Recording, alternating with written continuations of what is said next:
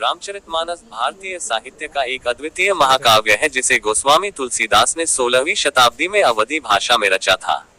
यह महाकाव्य भगवान राम के जीवन, उनके आदर्श चरित्र और उनके द्वारा स्थापित जीवन के सिद्धांतों का एक विशाल ग्रंथ है। रामचरितमानस को प्रमुख रूप से भगवान राम के जीवन पर आधारित एक धार्मिक ग्रंथ के रूप में देखा जाता है, जो हिंदू धर्म के अनुयायियों के लिए अति पवित्र है। इसे उत्तर भारत में अत्यंत श्रद्धा और भक्ति के साथ पढ़ा और सुना जाता है। तुलसीदास ने इसे लिखने में वाल्मीकि की रामायण से प्रेरणा ली, जो संस्कृत में लिखी गई थी, लेकिन रामचरितमानस में उन्होंने इसे अधिक व्यापक रूप और सरल भाषा में प्रस्तुत किया।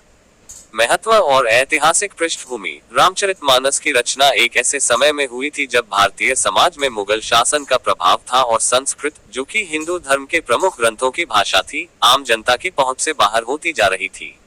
संस्कृत मुख्य रूप से पंडितों और उच्च वर्ग के लोगों की भाषा थी, जबकि आम लोग अवधी, भोजपुरी, ब्रजभाषा और अन्य प्रांतीय भाषाएं बोलते थे। तुलसीदास ने इसी वजह से अवधी में रामचरितमानस की रचना की, ताकि भगवान राम की कथा अधिक से अधिक लोगों तक पहुंच सके। यह महाकाव्य 7 कांडों में विभाजित है, जिन्हें बालकांड, अयोध्याकांड, अरण्यकांड, किष्किंधाकांड, सुंदरकांड, लंकाकांड और उत्तरकांड कहा जाता है। हर कांड में भगवान राम के जीवन के अलग अलग चरणों का वर्णन किया गया है। इन कांडों के माध्यम से तुलसीदास ने राम के आदर्शों, मर्यादाओं और उनके चरित्र की महानता को उजागर किया है। कथा की संरचना। तुलसीदास ने रामचरितमानस को काव्यात्मक शैली में लिखा है। यह एक लोकगीत और महाकाव्य दोनों के बीच की रचना है, जो सरल, सुबोध भाषा में लिखी गई है ताकि हर वर्ग के लोग इसे समझ सके और इसका आनंद ले सके। रामचरितमानस की भाषा अवधी है, जो उस समय उत्तर भारत के ग्रामीण और सामान्य लोगों के बीच प्रचलित थी। अवधी भाषा की सरलता और उसकी लयबद्धता ने इसे जन जन तक पहुंचाने में महत्वपूर्ण भूमिका निभाई। रामचरितमानस के 7 कांड, बालकांड। ये कांड भगवान राम के जन्म, उनके बाल्यकाल और उनके बाल लीलाओं का वर्णन करता है। रामचरितमानस के 7 कांड, बालकांड। ये कांड भगवान राम के जन्म, उनके बाल्यकाल और उनके बाल लीलाओं का वर्णन करता है। इस कांड में विशेष रूप से अयोध्या के राजा दशरथ की पुत्र प्राप्ति की इच्छा, राम का जन्म, विश्वामित्र के साथ राम और लक्ष्मण का वनगमन, तारका और सुबाहु का वध और सीता के साथ राम का विवाह प्रमुख घटनाएं हैं।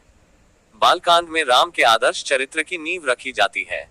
अयोध्याकांड। इस कांड में भगवान राम के राजतिलक की योजना, कैकेयी द्वारा राम को वनवास भेजने की मांग और राजा दशरथ की मृत्यु का वर्णन किया गया है। राम अपने पिता के वचन का पालन करते हुए वनवास को स्वीकार कर लेते हैं और सीता और लक्ष्मण के साथ वन में चले जाते हैं। अयोध्या कांड में राम के धैर्य, त्याग और उनके चरित्र की महानता को प्रमुखता से प्रस्तुत किया गया है। अरण्यकांड। ये कांड राम, सीता और लक्ष्मण के वनवास के दौरान की घटनाओं का वर्णन करता है। इसमें शूर्पणखा के साथ उनकी मुठभेड़, खरदूषण का वध और अंततः रावण द्वारा सीता का हरण प्रमुख घटनाएं हैं। इस कांड में राम के वनवास के दौरान उनके संघर्ष और सीता के हरण के कारण उनकी चिंता को चित्रित किया गया है। किष्किंधा कांड। किष्किंधा कांड में राम की मित्रता वानरराज सुग्रीव के साथ होती है। सुग्रीव की सहायता से राम को हनुमान जैसे भक्त और बलशाली सहयोगी मिलते हैं। इस कांड में बाली का वध, सुग्रीव का राज्याभिषेक और सीता की खोज का आयोजन किया जाता है। सुंदरकांड। सुंदरकांड हनुमान के अद्भुत कार्यों और उनके द्वारा सीता की खोज का वर्णन करता है। हनुमान लंका पहुंचते हैं, सीता से मिलते हैं और रावण के अशोक वाटिका को नष्ट करते हैं। इस कांड को अत्यधिक पवित्र माना जाता है और इसे पढ़ने और सुनने से विशेष लाभ प्राप्त होता है। सुंदरकांड में हनुमान के वीरता, भक्ति और भगवान राम के प्रति उनके अटूट विश्वास को प्रमुखता से दर्शाया गया है। लंका कांड। ये कांड रावण और राम के बीच हुए युद्ध का वर्णन करता है। राम और उनकी सेना लंका पर आक्रमण करती है और अंततः रावण का वध होता है।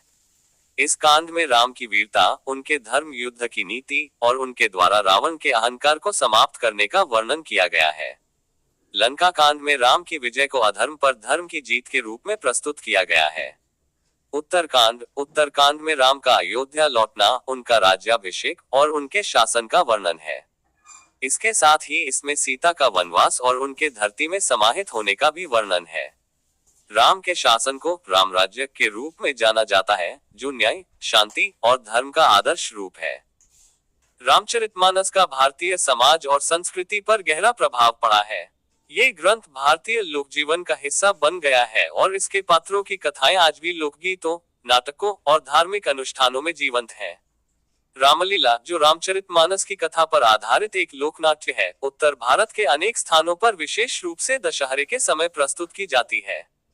ये नाटक भारतीय संस्कृति का एक अभिन्न हिस्सा है और इसे बड़े उत्साह और श्रद्धा के साथ देखा जाता है।